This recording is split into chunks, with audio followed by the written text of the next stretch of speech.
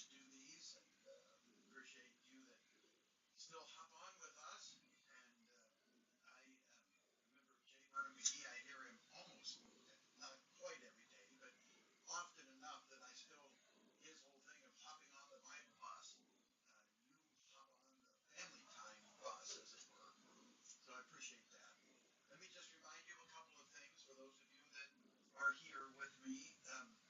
Just remember, Saturday is our Christmas Eve service beginning at 5, and I trust that you will be able to come out on Christmas Eve, and we're gonna focus in on something I've never done before, and I've been enjoying preparing for this thing on Saturday, and we're gonna look at the animals of Christmas. Now you might think to yourself, well, there's not really anything mentioned. Well, you might be surprised if you will come and be with us on Saturday. And for those of you who might be wondering, yes, Lily will once again do her reading that she has done for, I would love to know, I have no idea how many years. She did it one year in a Christmas cantata, and it was so effective. I asked her to do it the next year, and it just became an every year thing, and we're thrilled that she can do that for us. And so we will have that. We'll of course be singing some Christmas carols, but I wanted to again remind you that we'll go out into the neighborhood and sing Christmas carols. And so anyway, that's on Saturday. Then Sunday morning, yes, Virginia, we're going to have church, and we're going to do it at our normal 10:30 time slot. No Sunday school, of course, but if you would come and gather with your family. I sent it in an email the other day. You know what? It's a really unusual Sunday. It's not unique, but it's unusual. It happened 6 years ago. It actually happened 5 years before that. The next time Christmas falls on Sunday will be 11 years from now, 2033. And so it doesn't happen. It happens rarely, but it does happen. And so, you know what? For this Sunday, I will give you my permission. If you have children, bring them in their pajamas. I mean, make it a family day. Now, if you've already opened your gifts and they got all that new, maybe they got new clothes. I have no idea what you give your children for Christmas. But if they happen to have new clothes, have them wear those. Now they haven't been washed yet, Mom. Don't worry about it. Just bring them. But we will meet at 10:30. I keep jokingly saying I talked to the preacher. We're going to make sure that we're going to do our best to keep it to an hour service. So it'll be a little shorter, but we'll get you home in time for that big Christmas lunch or mid-afternoon meal or dinner, whatever it is. So anyway, we look forward to having you come. I will say next Thursday, we will not do family time. It's the week of Christmas and between Christmas and New Year's. And so I just felt like we'll just go ahead and cancel that one. And then we'll start the new year off with the first Thursday in January, which should be the first, second, third, fourth, fifth, maybe, huh?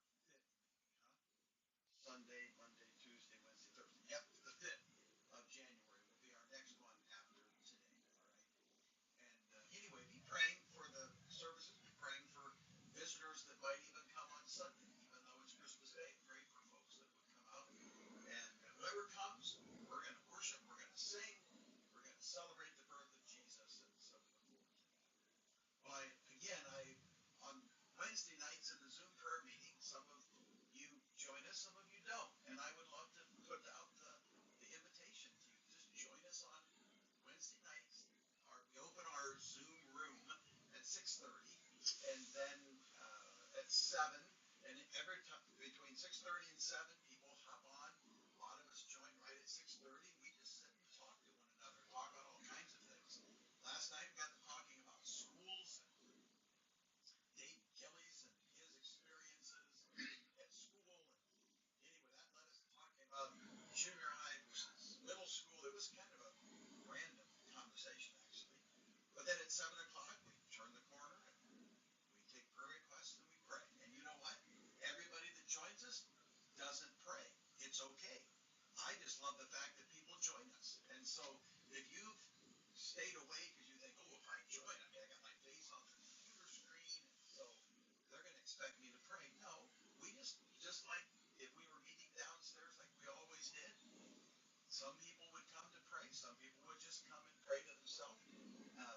just love for you to come. But anyway, on Wednesday nights, I typically, on the weeks that I'm going to do the next day, family time, I always put a little teaser out there.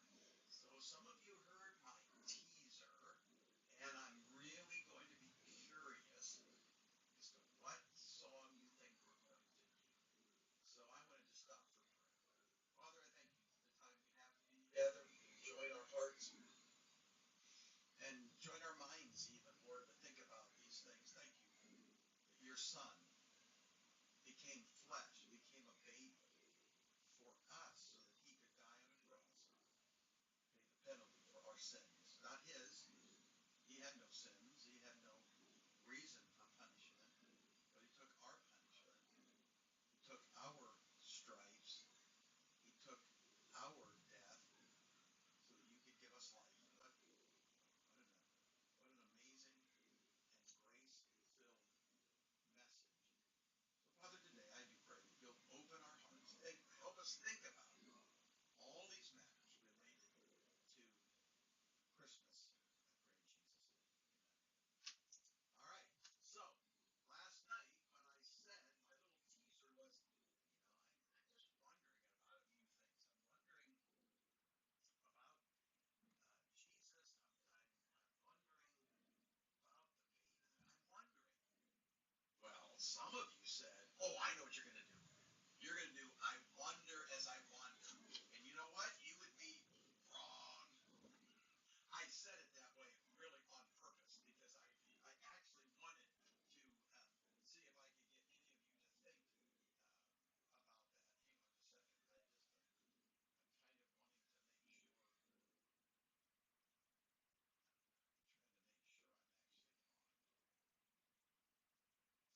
sure. I'm trying to make sure I'm actually on.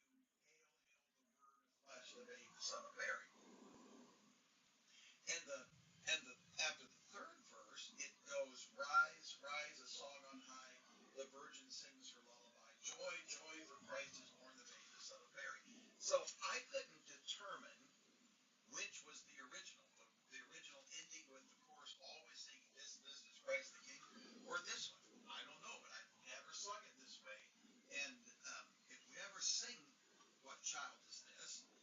And I get a chance, we might just use these ending words, that's for sure. Okay. So anyway, let's talk about What Child Is This?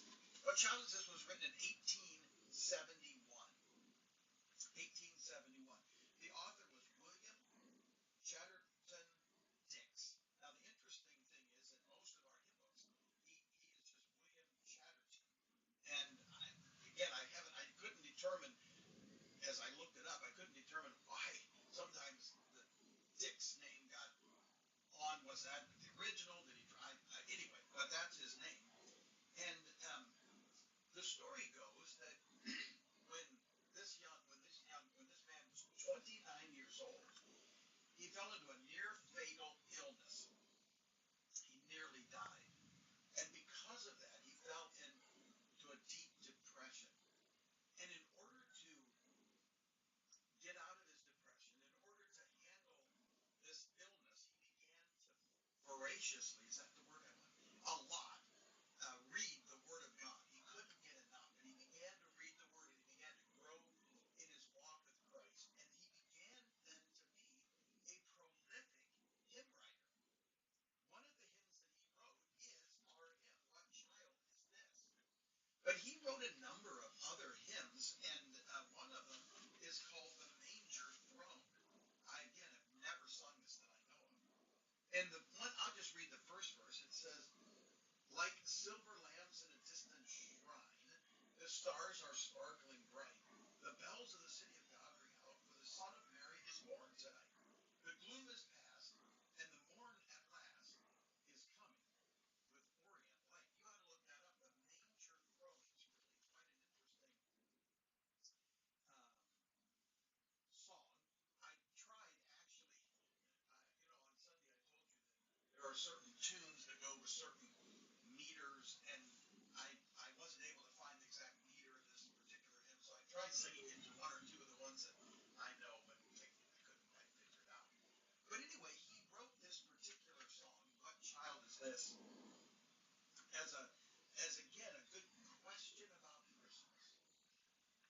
You know, this morning I want you to open your Bibles with me to Luke chapter 2. I've been asking every Sunday as I introduce my messages, and I will do it again this Sunday. I've been asking us all to slow down, to take some time. I don't know about you, but if you had been following me around, you would have been, I know what your question would be to me. Right now you'd say, well, Pastor, you didn't even practice what you preached, because I watched you. You were bouncing from pillar to post. You were bouncing from hither and yon. I know. And some of that is, in a sense, you can't help it. The week of the children's music, I'm not on it. No, you are on. You didn't put your, no, here, just give it. So it's been kind of bad sound. Okay. I'm sorry. I, I've been asked to wear uh, a headset thingy, and I had it sitting over there. Actually, what's funny is I had remembered as soon as I got started that I hadn't put it in.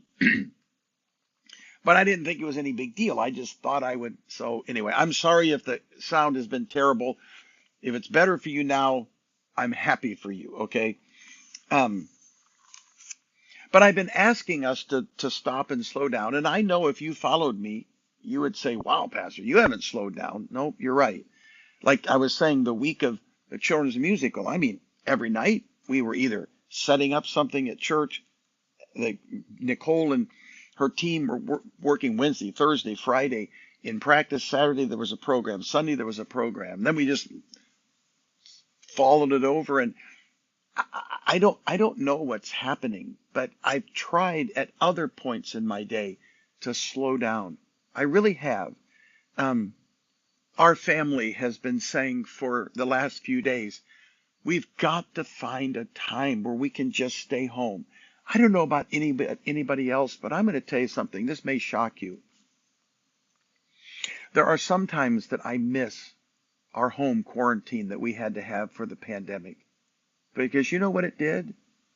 It forced us to stay home. And we grew to have great family time. I know some of you you're alone at home, or you're not like us. We had 9 people, so I get it. It wasn't quite the same experience for everybody. But for us, man, we were home during the day with each other. We were home at night with each other, and we've missed that. We really have. But I still want us to slow down. And even if we're not slowing down, I want you and I want myself to be filled with the wonder of Christmas. You know the song, "We 3 kings of Orient are, bearing gifts we travel afar, field and fountain, moor and mountain, following yonder star. Oh, here it comes, star of wonder, star of night, star with royal beauty bright, star of wonder." I do think that most of us watching, unless I'm mistaken, many of us that watch this are beyond middle age, certainly beyond childhood, and we've lost our wonder. There's not much that we wonder about. We get scientific and we try to find answers to everything. And that sense of awe and wonder just seem to go out the window. And I want you to think with me about wonder. I honestly, my goal this morning is for myself and for you to wonder again, to be filled with amazement. When you read John 1:14, and the Word became flesh, that's the Christmas story. And we read it, and the Word became flesh and dwelt among us, and we beheld His glory, the glory of the only. Those words just fall off our lips, and we don't stop to think about the Word became flesh. The eternal Son of God became temporal man. It should cause us to wonder. I had you turn to Luke 2, and I don't know about you, but man, I have been in Luke 2 a lot this Christmas season. In fact, many of my messages, and then some of my messages on Sunday are going to be out of Luke again. But at let's just actually jump into verse 17. And when the shepherds had seen this, they made known the statement which had been told them about this child. And all who heard it wondered at the things that were told them by the shepherds. They wondered. The word that's translated wondered, means they were amazed. They were shocked. They were overwhelmed. How many times when I want to illustrate this word, I'll use the same illustration. It's like a good magician makes you wonder. I don't know why, but on my Facebook post, I'm sure everybody, you get these short little reels, I think they're called, little video clips. And sometimes I click on them because I find them sometimes humorous. And I don't know why. I suspect because I click on them. Now Facebook thinks I want to watch all of them. But it sends me these magic tricks, card tricks, other kinds of things. And unfortunately, the magician that's doing it sometimes shows you how the trick is done. But then he turns it and you go, ooh, how did that happen?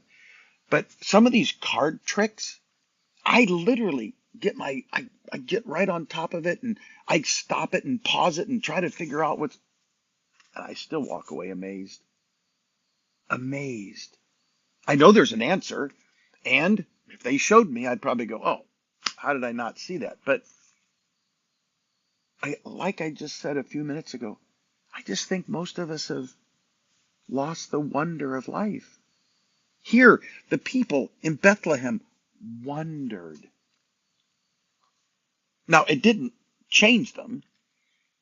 They didn't rush off to the manger. They didn't stop what they were doing. They didn't make a U-turn, as it were, and take a few moments out of their busy schedule to go and see what the shepherds told them about, what the shepherds saw as they told them. I mean, think about it. The shepherds heard the angels, they saw the baby, they told the citizens, and went back to their fields, keeping watch over their flock by night. Wouldn't you have liked to have been a fly around the fire and listened to those guys? I mean, I I wonder about what they talked about. Sometimes again, I'm maybe like you. There are times I wish God would have given us just a little more information, just a little more thought of. But you know what? I think the Lord kept things from us so that we would wonder, so that our imagination. See, that's why sometimes you read a book and then they make a movie, or you watch the movie instead of reading the book. And the sad thing is we do that because we're lazy and we don't want our own imagination to take hold. Oh, don't get me wrong. I love to see things put out there in front of me, but there are some things, frankly, that I don't need to have a dramatic presentation of, because I want to wonder. I want to imagine. Now, I need to be careful that I don't let my imagination go wild, right? I mean, there are certain historical facts and whatever. So, but they wondered. But in verse 19, it says, but Mary treasured all these things. You ready? Pondering them in her heart. The two words, she treasured. She kept them. She, in essence, guarded them in her heart. She treasured all these things and pondered them in her heart. She treasured them in her heart. She found a special spot in her heart where she guarded them. She didn't want that memory ever to leave.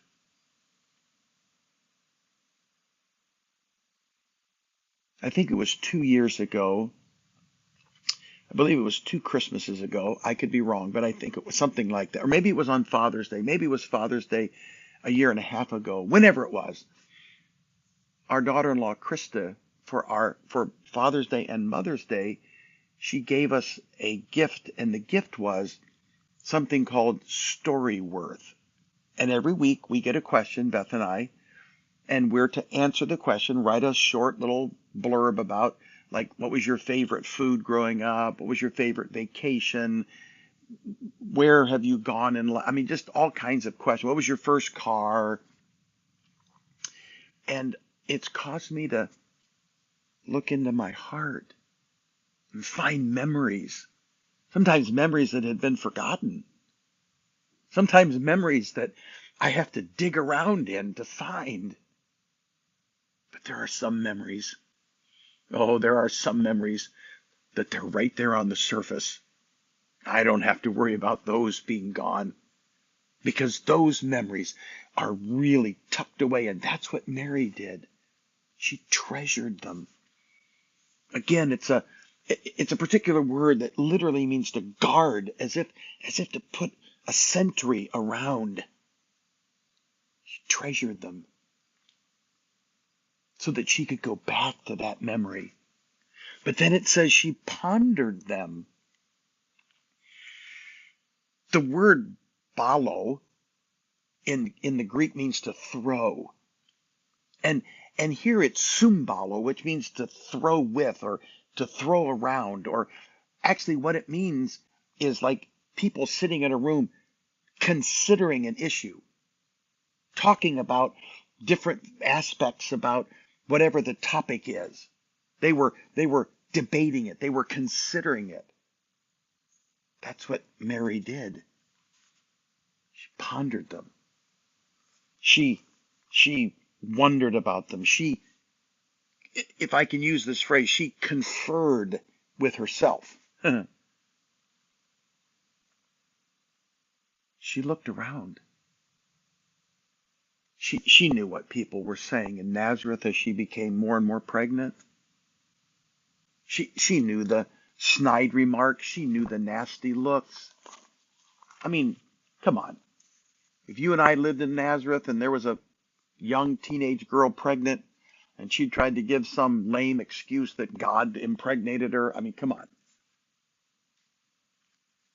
Joseph had to have an angelic visitor to tell him that, Joseph, what you're thinking of, you're right. It's a righteous thing to do, but you don't have anything to worry about because that baby is not another man's, it's God's.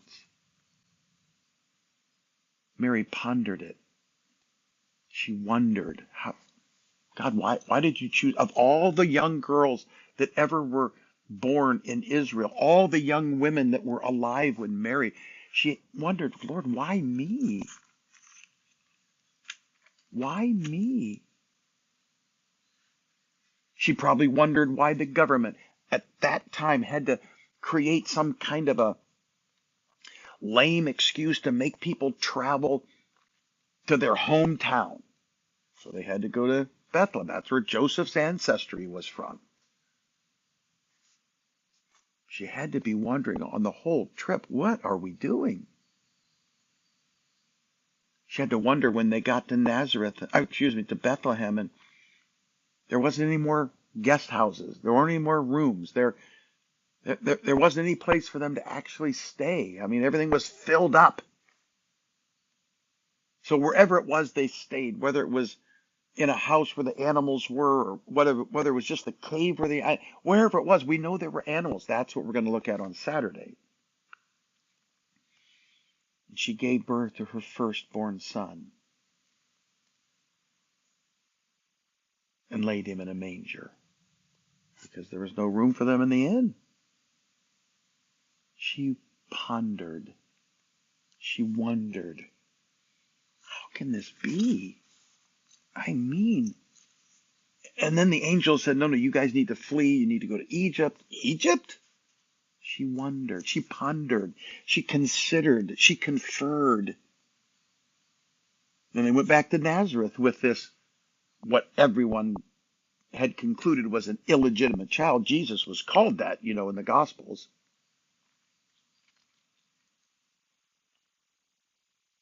She pondered. All I want to ask you this morning is, do you have any questions left? Does anything about the Christmas story make you stop and wonder? What child is this that laid to rest on Mary's lap is sleeping, whom angels greet with anthems sweet, while shepherds watch are keeping? This is Christ the King, whom shepherds guard and angels sing. Haste, haste, to bring him laud, the babe, the Son of Mary. Well, you've got a few days between now and Christmas, and may God fill your heart with wonder and awe, and take a conference with yourself. Contemplate. At least find somewhere, sometime, that you can find a quiet moment to just think about the Word became flesh. Let me pray. Father, I thank you for the times we have to be together in these family times. And Father, this morning as we go back into our regularly scheduled lives, might we at least find a moment where we can think, contemplate what your Son did for us. As the songwriter, as it said, for poor ornery people. Lord, you loved us. You loved us to send your Son And Jesus, we thank you that you came, having been the King of heaven, to become the babe in a manger. May we not go through this Christmas season without wondering. I thank you in Jesus' name. Amen. Thanks, guys. I'll see some of you, I am sure, Saturday. I'll see some of you on Sunday. But whenever it is, may the Lord use his word in our lives. Thanks for joining me.